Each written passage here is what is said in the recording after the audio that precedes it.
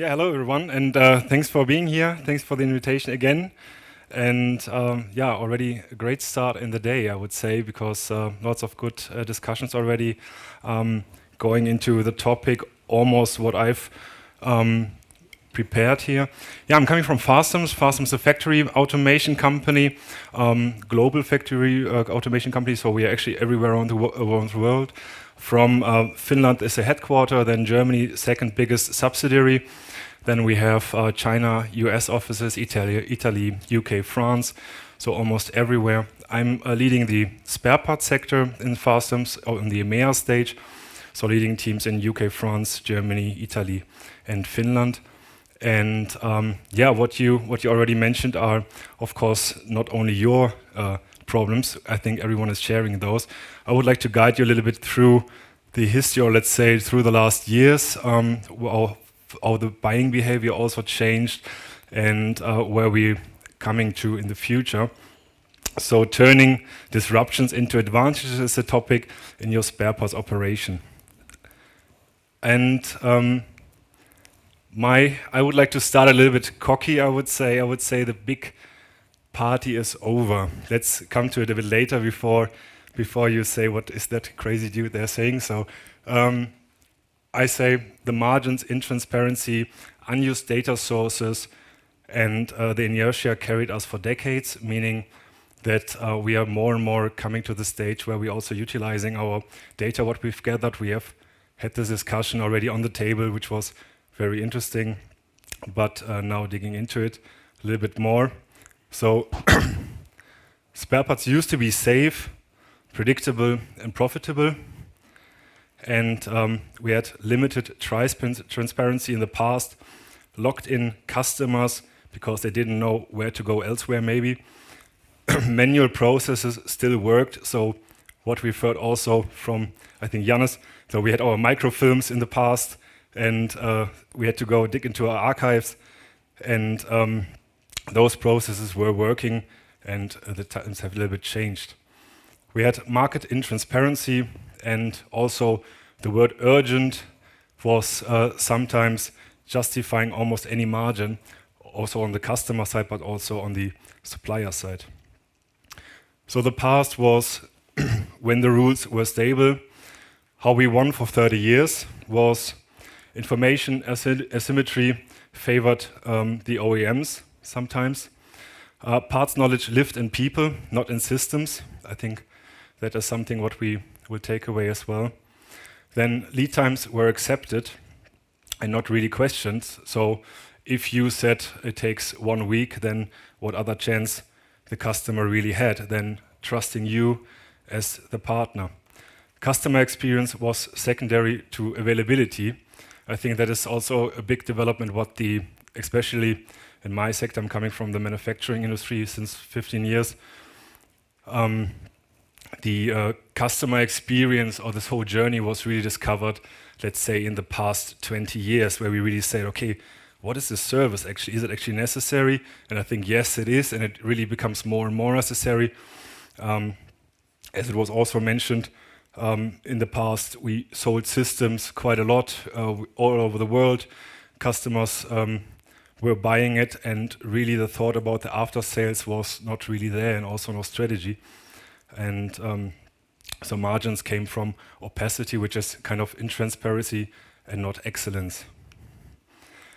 So what customers tolerated back then were things which no longer work, like the no online availability. I mean, this is something what has dramatically changed also in our business. And looking at the manufacturing industry, we can still say it's quite conservative, I would say.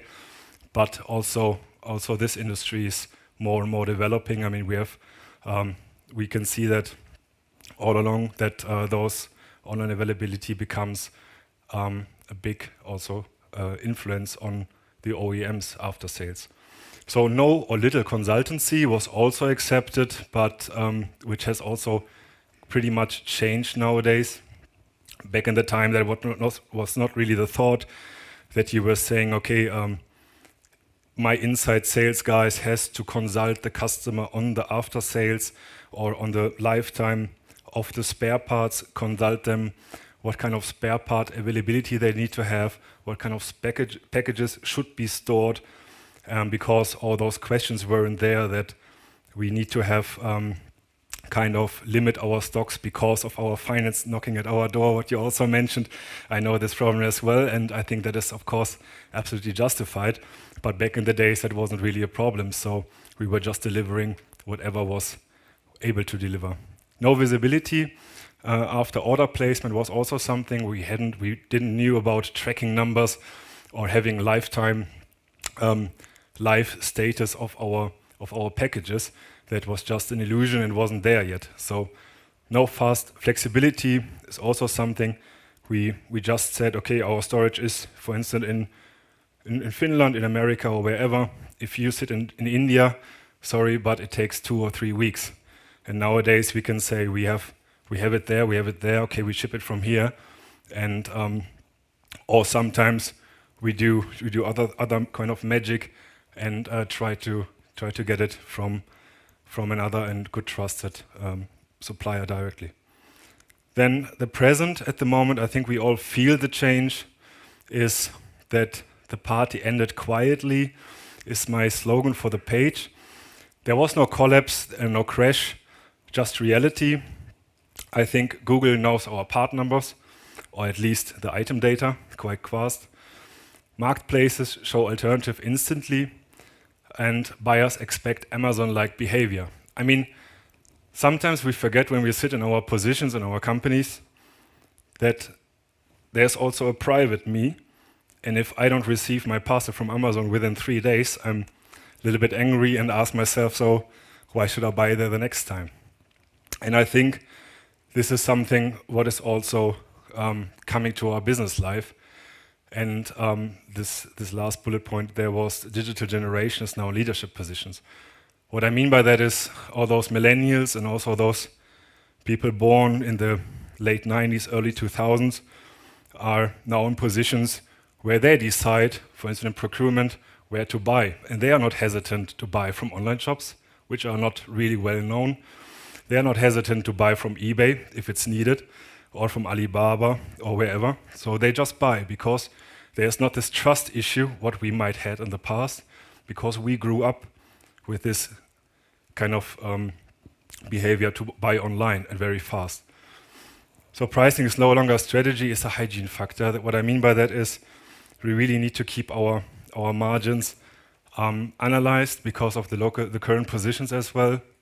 In the world, we have a high kind of pricing or cost monitoring in every company. So we really need to keep our prices at a level where it's either competitive or justified, or with the customer value, where I come to next. So the new buying behavior, our customers changed faster than we did.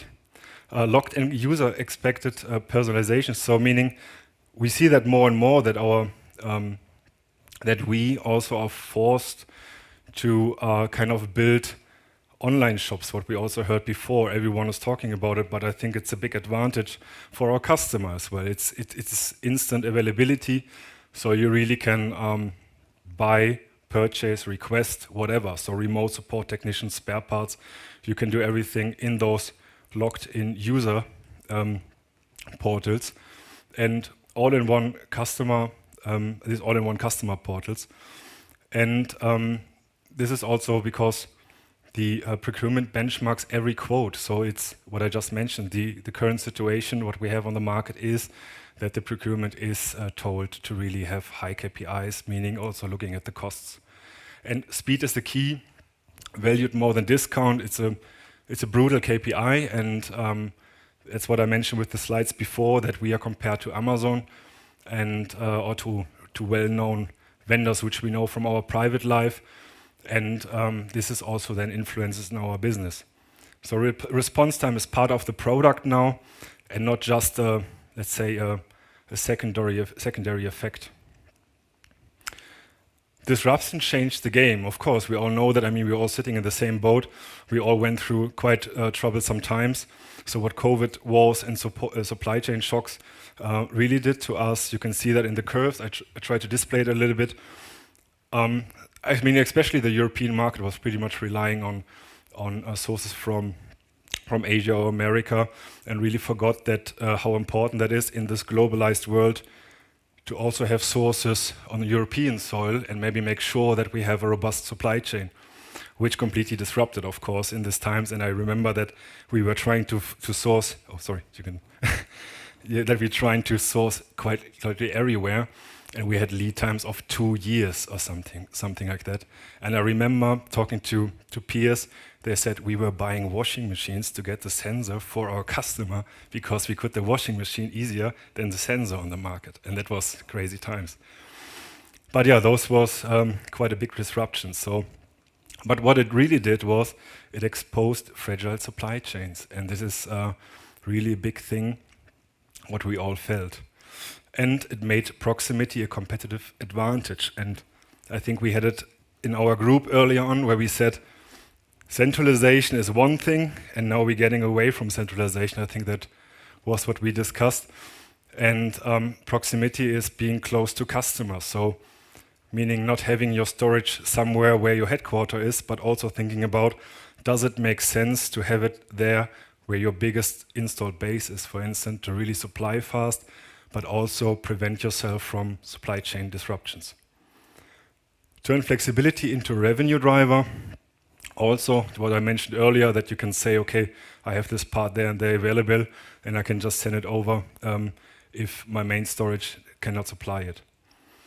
And rewarded companies who could adapt fast, of course. When we made this decision also in our own company to say we have to set up a stock there and there because customers are localized in this region and we can react fast, or we build teams around it.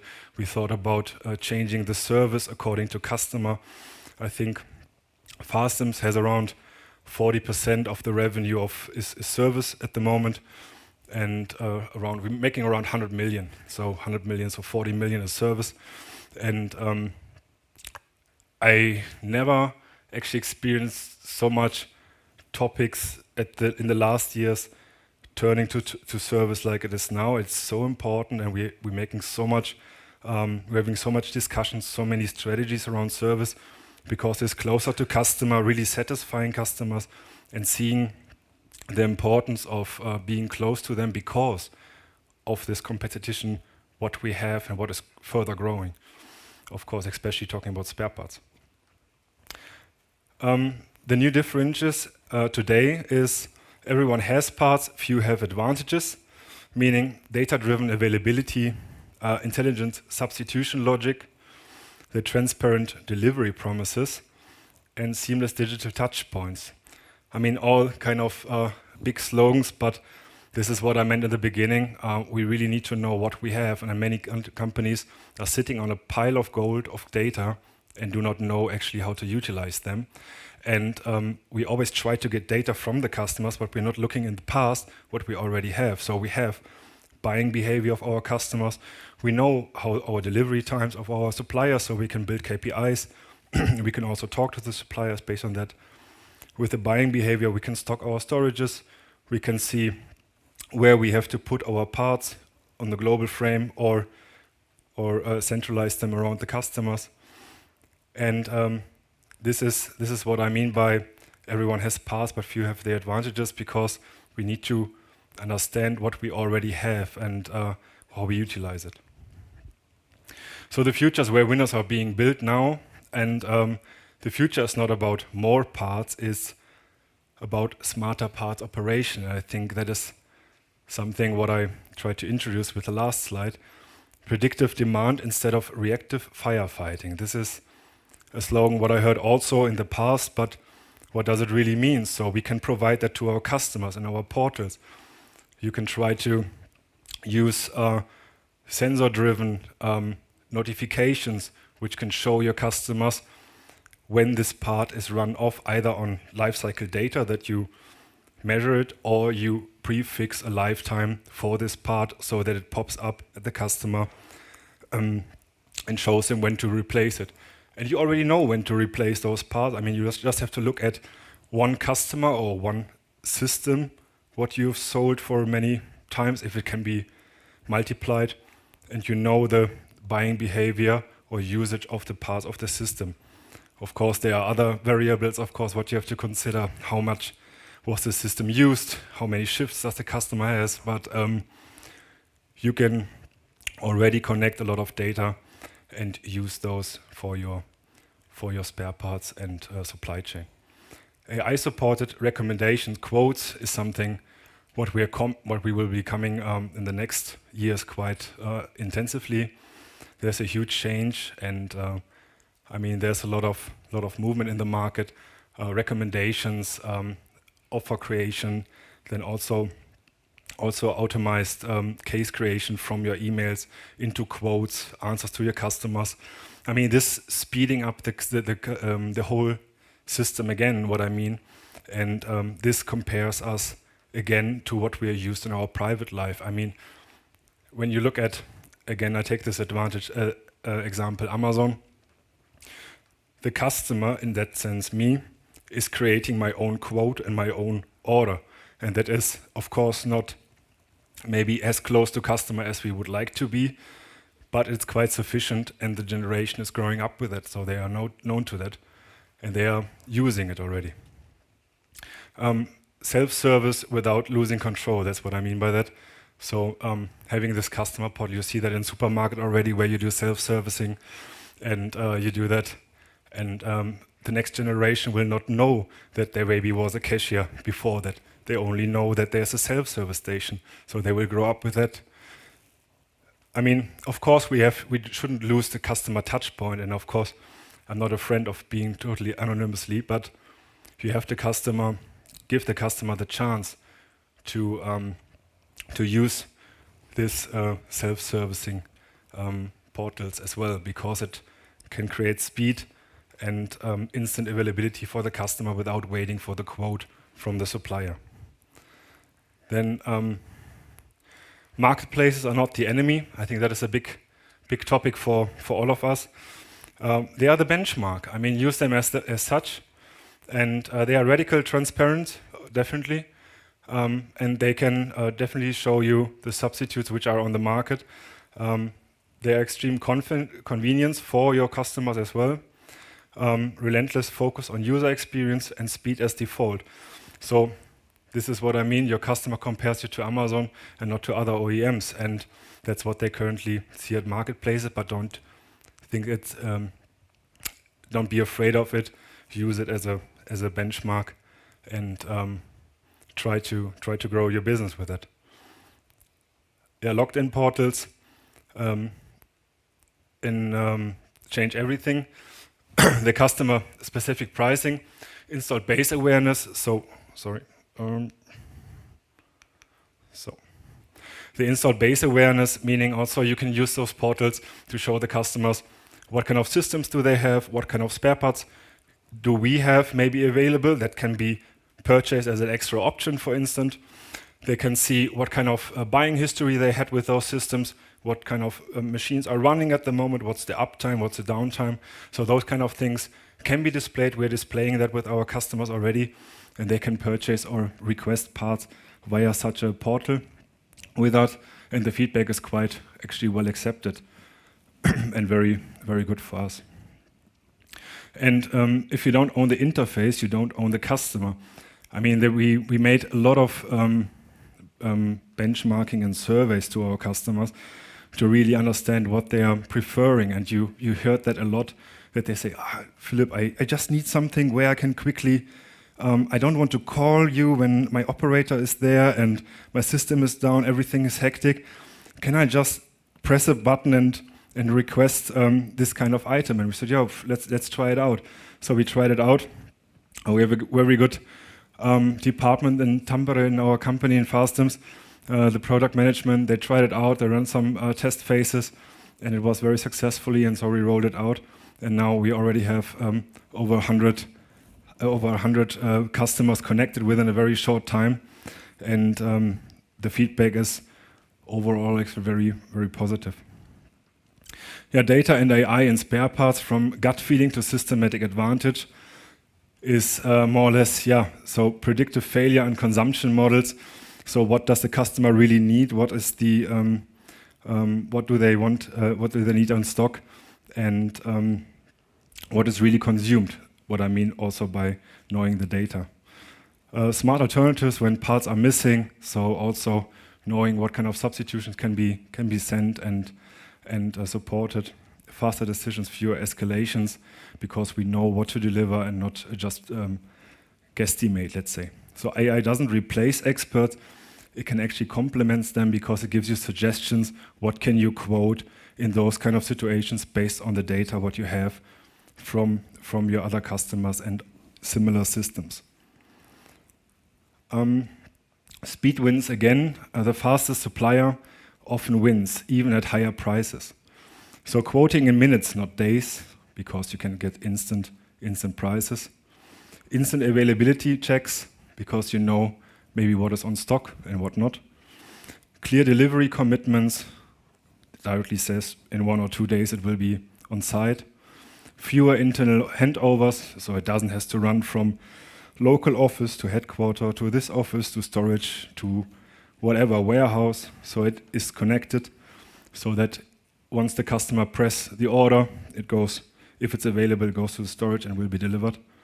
Speed is the new margin. This is what I mean. So in a world which is becoming more and more fast, productivity is needed. So this is really a USP, what you can sell also in certain agreements. Proximity is back. Global scale and local execution. Something what I heard also in the rounds earlier. Regional warehouses, local decision authorities also, not everything from the headquarter. I mean, these guys in the regions are also very experienced, and please give them the trust also that they can decide certain things without having too high and too much authority levels to go through.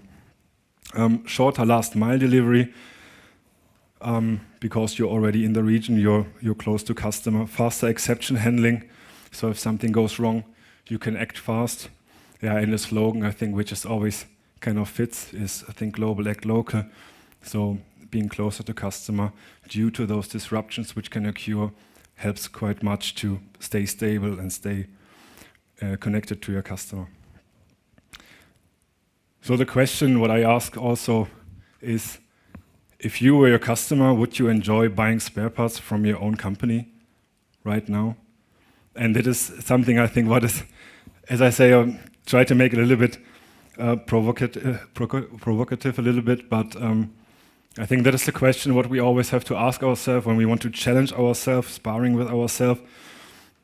Is it currently a nice customer journey with us, or has it like a little bit bumpy, getting in contact with us, getting the right prices in emergency situations, and also getting the feedback within the process. Sometimes the customer doesn't know that you are internally running as fast as you can. You already have 10 people involved, one from America, one from Asia or whatever. Everyone is trying to deliver, and the customer doesn't know, and they will call you and say, why is no one calling me back and letting me hang there? And then you say, hey, no one is letting you hang. We are trying to do our best. So customer journey and customer experience is pretty important. So I worked out 2 paths actually. The one is you can either defend the margins no matter what, you can resist transparency, you can fight the marketplaces, but in the end you lose relevance slowly actually, because you are trying to resist from the development which you cannot actually stop. So the second path, what I think is applying quite good, is redesigning experience, use data and AI. Win on speed and trust with your customer. Talk to your customer. There's not your enemy. You can just sit together. You can think about some kind of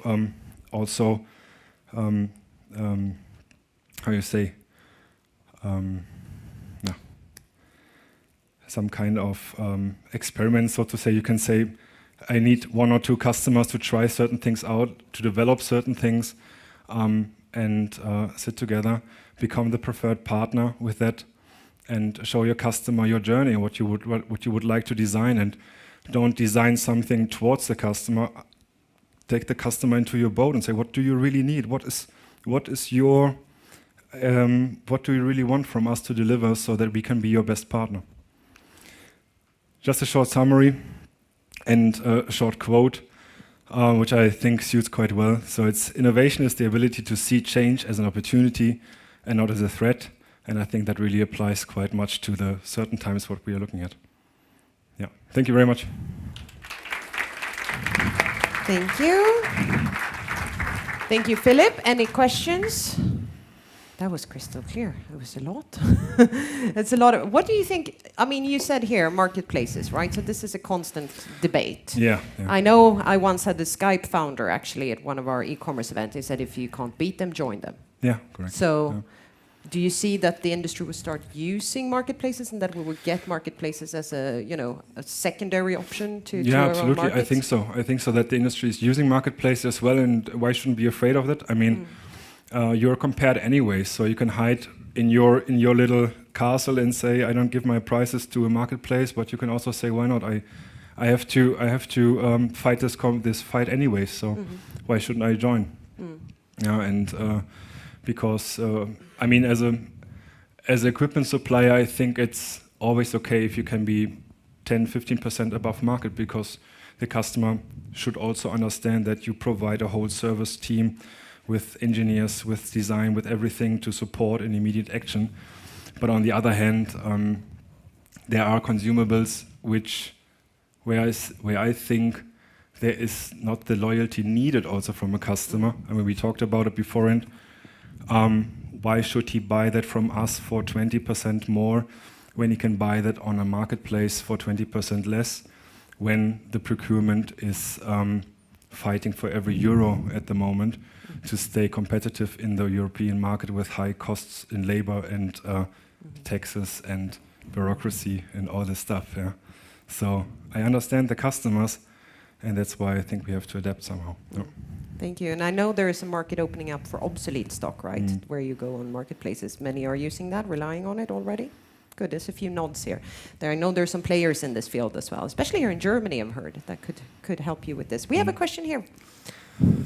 Hi. Thanks for the insightful presentation. Thank you. I saw a point about user experience as well on the online e-shops for spare parts. I completely agree with you for B2C. It's a very important topic.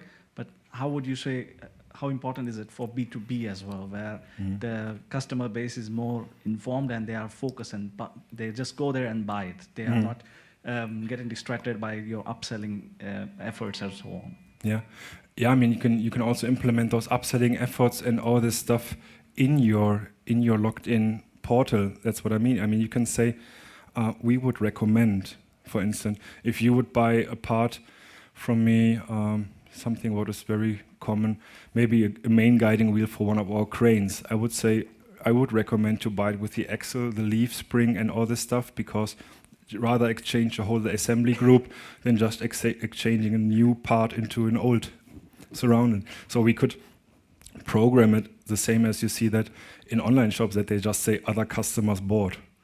So you can do that in your own portal as well. You can say other customers bought or Fastems recommends, you know.